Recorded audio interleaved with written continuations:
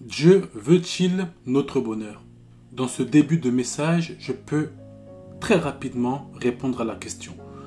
Mais mon but aujourd'hui, c'est d'abord de vous faire comprendre certaines choses. Et en conclusion, je répondrai de manière directe. Mais vous-même, en suivant toutes ces paroles que je vais prononcer, vous comprendrez le message de Dieu. L'être humain vient au monde à travers la femme. L'être humain grandit. Il réalise des choses, des parcours, des obstacles, des moments de joie et de tristesse. Lorsque nous regardons notre vie, nous cherchons ce qui est meilleur. Plus d'argent, une meilleure situation, une meilleure vie, un bon ministère, une bonne femme, un bon mari, des enfants en bonne santé. En soi, nous cherchons le bonheur. Nous cherchons le bien-être intérieur. Aucun être humain sur terre, croyant ou non croyant, cherche le malheur. Mais la question n'est pas si nous cherchons ou pas le bonheur. Mais la question c'est, est-ce que Dieu veut notre bonheur?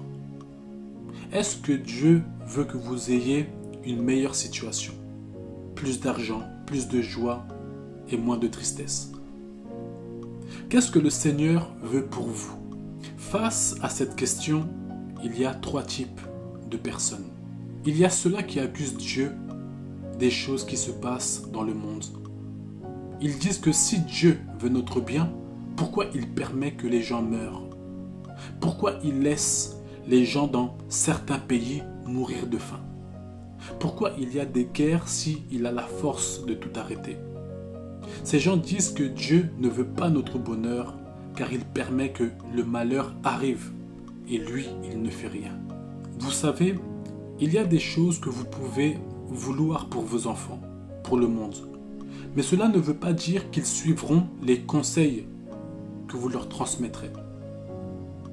Jean chapitre 15 et le verset 18, il est dit: si le monde vous haït, sachez qu'il m'a haï avant vous. Le Seigneur explique que le monde le hait. Lorsqu'on hait une personne, on rejette ses paroles, on rejette ses instructions, son aide. Ainsi, lorsque nous prenons un chemin, les conséquences qui tombent sur nous, nous les vivons sans l'intervention de celui qui est censé nous aider, tout simplement parce que nous l'avons rejeté. Si vous rejetez votre voisin, si vous ne voulez pas le voir, lorsque vous auriez un problème, sachez qu'il ne sera pas présent malgré votre détresse. Pourquoi? Tout ça à cause de vos choix de l'avoir rejeté. Le monde va mal, non pas parce que Dieu ne veut pas agir. Le monde va mal parce que le monde l'a rejeté. Deuxièmement, il y a des personnes qui ne croient pas en l'existence de Dieu, car ils disent si Dieu existerait, le monde ne sera pas dans un tel chaos. Le chaos et la famine dans le monde prouvent que Dieu n'existe pas. Un jour, un homme était mal coiffé. Une petite fille, voyant sa coiffure, répliqua: c'est sûr et certain, dans cette ville, il n'y a aucun coiffeur. Dans cette ville, les coiffeurs n'existent pas. L'homme répondit: il y a au moins 3 coiffeurs dans cette ville. La fille lui dit: si les coiffeurs existeraient dans cette ville, tu ne seras pas coiffé de cette manière. Et voici ce que répond l'homme. L'homme lui répond: si je suis coiffé de cette manière, malgré la présence des coiffeurs, c'est parce que j'ai le choix de ne pas aller dans leur salon. Ils existent, ils peuvent m'arranger, ils peuvent me faire une bonne coupe de cheveux afin que je sois propre. Mais si je décide de ne pas aller vers eux, je resterai toujours dans cette situation. Ils veulent me coiffer car c'est leur travail d'arranger les cheveux des autres. Mais si nous les rejetons, ils ne pourront rien faire pour nous et nous serons toujours dans notre saleté, malgré leur présence. Ils ont tous les matériaux nécessaires pour nous rendre beaux, pour nous permettre de trouver une femme, un mari, un travail.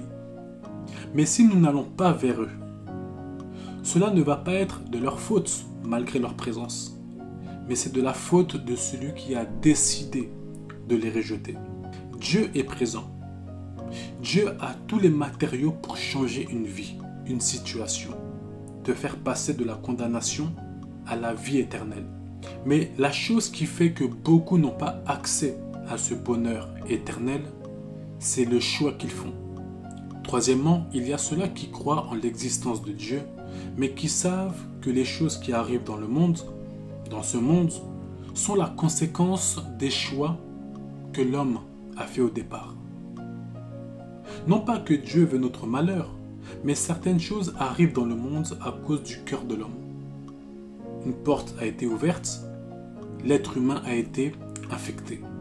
Dans Romains chapitre 3, le verset 23, il est dit « Car tous ont péché et sont privés de la gloire de Dieu. » Car tous ont péché, cela veut dire que tous ont été infectés. Ce qui rend l'homme méchant, idolâtre, envieux, égoïste, violent. Les guerres sont les résultats de l'égoïsme, l'envie du pouvoir. Les famines sont les résultats de la méchanceté des hommes. Les morts tragiques ne venant pas de Dieu sont la cause de la violence et de la méchanceté. En soi, si le monde va mal aujourd'hui, c'est à cause du cœur de l'homme et non pas que Dieu veut notre malheur. Si dans ton quartier, il y a des hommes très violents, il y aura des morts dans ce quartier. Non pas que Dieu veut votre malheur, mais parce qu'il y a des hommes mauvais qui rendent la vie du quartier mauvais.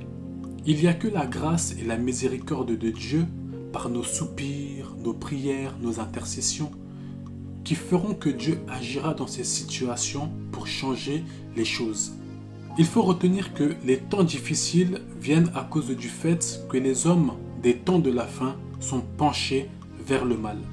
Dans 2 Timothée chapitre 3, le verset 1er à 5, il est dit « Sache que dans les derniers jours, il y aura des temps difficiles. » Pourquoi il y aura des temps difficiles? Car les hommes seront égoïstes, amis de l'argent, fanfarons, hautains, blasphémateurs, rebelles à leurs parents, ingrats, irreligieux, insensibles, déloyaux, calomniateurs, intempérants, cruels, ennemis des gens de bien, traîtres, emportés, enflés d'orgueil, aimant le plaisir plus que Dieu, ayant l'apparence de la piété, mais reniant ce qui en fait la force. Tous ces profils sont sur la terre, et ce sont ces gens-là qui rendent les temps difficiles. Ce sont ces gens-là qui provoquent des guerres, des famines. Dieu n'a pas ces attributs-là. Donc s'il faut répondre à présent à la question, oui, Dieu veut notre bonheur. Mais si Dieu veut notre bonheur, pourquoi certains malheurs nous arrivent? Pourquoi des membres de nos familles meurent et nous laissent? Pourquoi nous passons des années à souffrir alors que Dieu est là? Il y a plusieurs réponses que je vais essayer de répondre rapidement dans une première partie, en espérant qu'il y ait une deuxième vidéo pour une deuxième partie. Premièrement, parce que certains chemins amènent au succès. Le succès n'a pas seulement comme chemin des passages belles et agréables.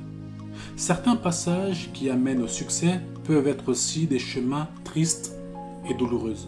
Dans Philippiens chapitre 2, le verset 8 à 9, il est dit « Et ayant paru comme un simple homme, on parle de Jésus, il s'est humilié lui-même, se rendant obéissant jusqu'à la mort, même jusqu'à la mort de la croix.